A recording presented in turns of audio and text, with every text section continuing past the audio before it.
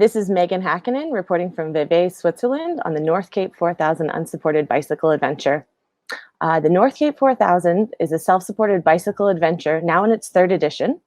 The route is around 4,000 kilometers and changes every year, always finishing in North Cape, Norway, which lies in the Arctic Circle and marks the most northern paved road in Europe. One of the things that makes the North Cape 4000 special is that the riders are encouraged to pursue the route however they like. So they can ride fast or slow, enjoying campfires under starlit nights with new friends, or pursuing mileage goals. While not technically a race, riders are required to adhere to a specific track, check in at 4 gates along the route, and wear GPS trackers to mark their locations at all times. This year, the track covered a distance of 4,430 kilometers in 10 nations, starting in Turin, Italy, and winding north, Alsace region in France, zipped through Luxembourg, and then the green hell of the hilly Ardennes region in Belgium, and then into the pleasant and relatively flat bike paths of the Netherlands and Germany. The route then entered the misty Danish countryside, and then by ferry to Oslo, Norway. The rest of the route traveled through the Swedish Lapland and Norwegian forests and fjords, growing ever more remote, but ever more beautiful, in particular as it passed through the incredible dreamscape of the Lofoten Islands via another ferry.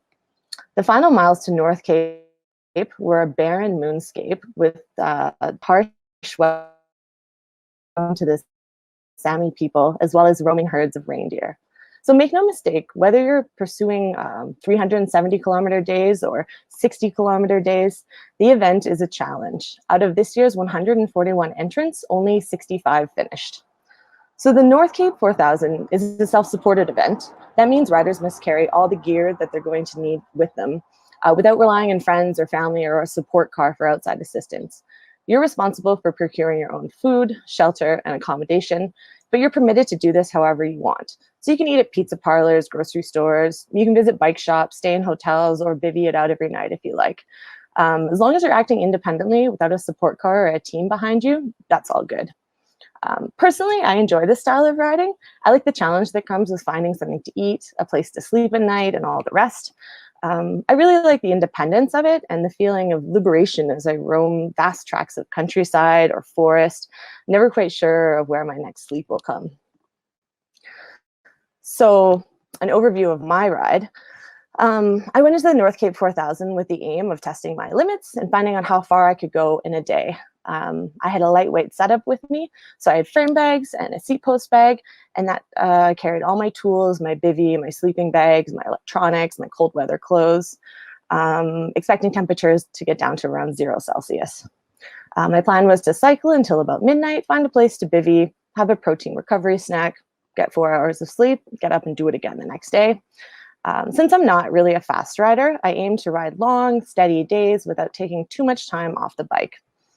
So that's kind of how it played out. I mostly bivvied. I took hotel rooms when I needed to shower or change my shorts. By change, I mean wash and put on clean shorts and charge my electronics.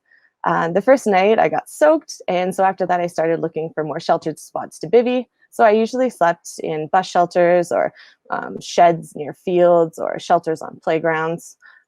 Especially as I got further north and temperatures dropped, the shelters really helped kind of make sure that I remained warm at night.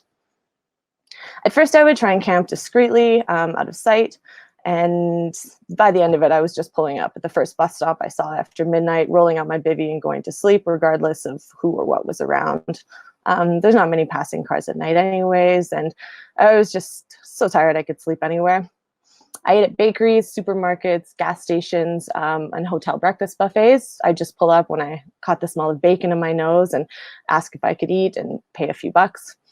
Some of my staples were yogurt, chocolate milk, iced coffee, croissants, pastries, cookies, chocolate bars, grab-and-go sandwiches.